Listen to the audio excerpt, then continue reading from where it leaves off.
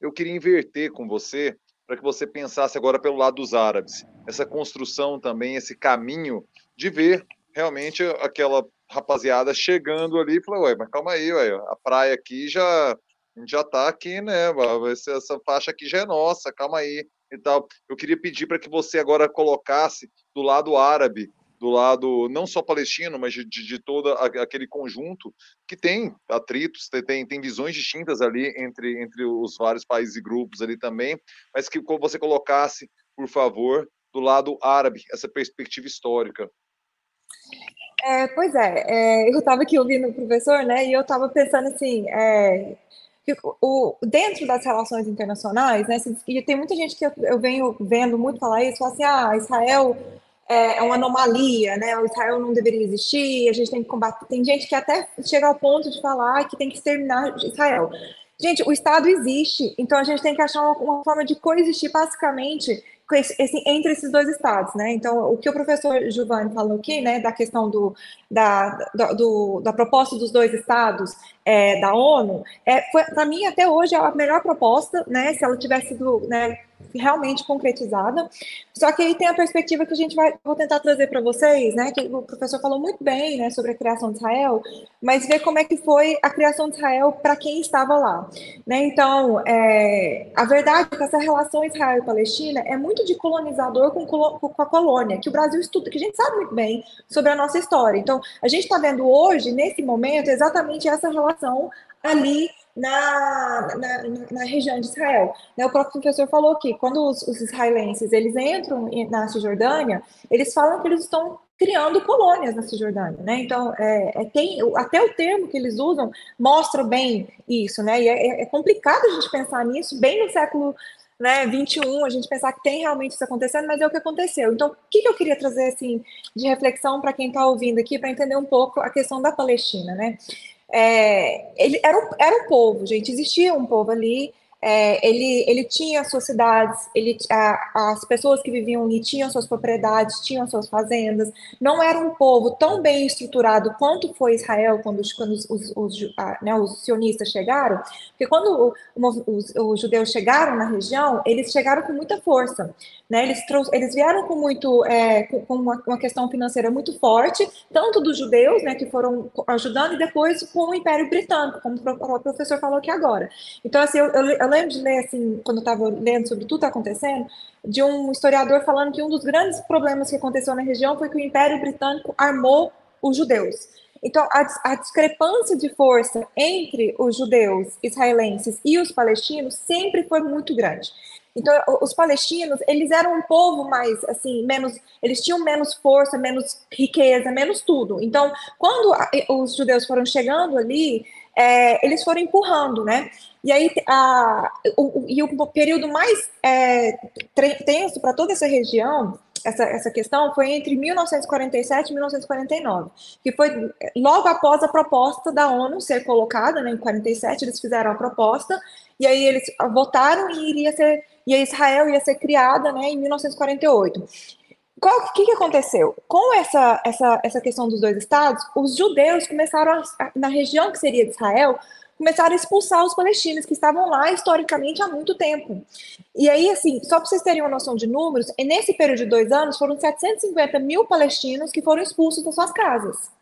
E aí, assim, eu li relato, né, de um palestino contando que ele ficou 6 meses vivendo nas florestas, numa área com árvores próxima à casa dele, querendo voltar para casa. E não conseguiu, quando ele percebeu que não ia conseguir, que os judeus já tinham tomado, ele teve que procurar outro lugar, e ele nunca conseguiu, né, voltar a se estabilizar depois disso. Então, assim, considerado o nome que os palestinos dão para isso é Al-Nakba, que significa a catástrofe. Esse período, assim, intensificou nesses 2 anos, mas já vinha desde do Império Britânico dando a força militar para o Israel. E aí a gente viu essa questão toda e a gente está falando assim, eu queria só pontuar que teve um massacre, só para vocês terem uma noção, porque foi em limpeza étnica mesmo que Israel promoveu, né? Que Israel não, que na época eram os judeus, né? Que representavam, que queriam criar Israel. Teve um massacre no dia 9 de abril de 1947, numa cidade chamada Deir Yassin, em que grupos sionistas mataram 110 palestinos. incluindo crianças e mulheres. Então, não foi um movimento fácil, né? Existia um povo ali. Eu acho que faltou muito na ONU e na comunidade internacional pensar como tirar os palestinos da região de Israel, que seria Israel, e dar algum tipo de compensação para essa retirada. Isso não foi feito. E aí gerou todo esse conflito. Então, assim, os países que estão ali em volta estão preocupados porque tem a questão de que eles são todos árabes, né? Então, estavam expressados com isso. Tem a questão também, gente, que a gente tem que pensar de refugiados. Para onde vão 750 mil pessoas? Então, a gente sabe que hoje são mais de 6 milhões de refugiados palestinos no mundo, e eles estão quase todos ali em volta de Israel, né? Então, inclusive, estão dentro da Cisjordânia da faixa de Gaza. Então, é uma situação, e aí foi declarada a guerra, foram vários conflitos que vieram depois, existe a questão da radicalização, né? A gente vê muito ali no Oriente Médio essa radicalização, ela existe, então a forma que os palestinos encontraram de lutar em alguns momentos foi suja, foi com terrorismo, foram com os atentados, mas o que a história me conta, gente, é que toda vez que tem um conflito entre Israel e Palestina, se morre tantos israelenses, vai morrer o dobro de palestino, porque a diferença de força é muito grande. Então tem todo esse contexto, né? E aí depois, né? Porque a ideia dos dois estados, se vocês forem olhar na internet, vocês conseguem ver esses mapas da evolução da colonização de Israel da região de Palestina. Então tinha a questão dos dois estados, só que no norte de Israel, né, onde Israel hoje, era para ser, de acordo com o acordo da ONU, para os palestinos. Só que depois da guerra, né, essa primeira guerra de 1949, árabe-israelense, Israel se sentiu no poder de poder anexar esse território. Então ele tirou esse território que seria para a Palestina e colocou em Israel e criou somente a Cisjordânia e a faixa de Gaza, né, separado um do outro. E aí, em 1967, como o professor falou, eles anexaram essas duas regiões. Então tem toda uma questão assim de o que a gente está falando aqui fica parecendo muito o império e o colonizado, né? Essa situação toda. E a forma como a guerra suja dos palestinos em alguns momentos é exatamente suja. Né? É uma guerra suja, a gente tem que. O que algumas forças palestinas fizeram em alguns momentos foi muito complicada, mas o que a gente vem vendo hoje, né? Eu quero enfatizar muito isso, que a gente vai entrar agora no hoje, que a gente está vendo um conflito entre Israel e Hamas. Tá? Não é Israel e Palestina. Eu acho que a gente tem que usar esse termo, que eu acho que é o termo mais correto, porque Hamas não representa a totalidade dos palestinos. Existe essa radicalização, porque o que aconteceu? A partir do momento que Israel foi tomando conta, foi colonizando mesmo a região da Cisjordânia, o palestino não é cidadão na Cisjordânia. Né? Isso que vocês precisam entender. Então, o palestino que quer se movimentar na Cisjordânia, ele tem que ficar passando por postos de checagem. Então ele tem que ficar mostrando o documento o tempo inteiro. Ele não pode votar na eleição israelense. Sabe, a própria Anistia Internacional, o termo que a Anistia Internacional usa, classifica para que o Israel está fazendo hoje, é apartheid, como a gente viu na África do Sul e nos próprios Estados Unidos durante o século XX, até um pouco do século XIX e século XX, né?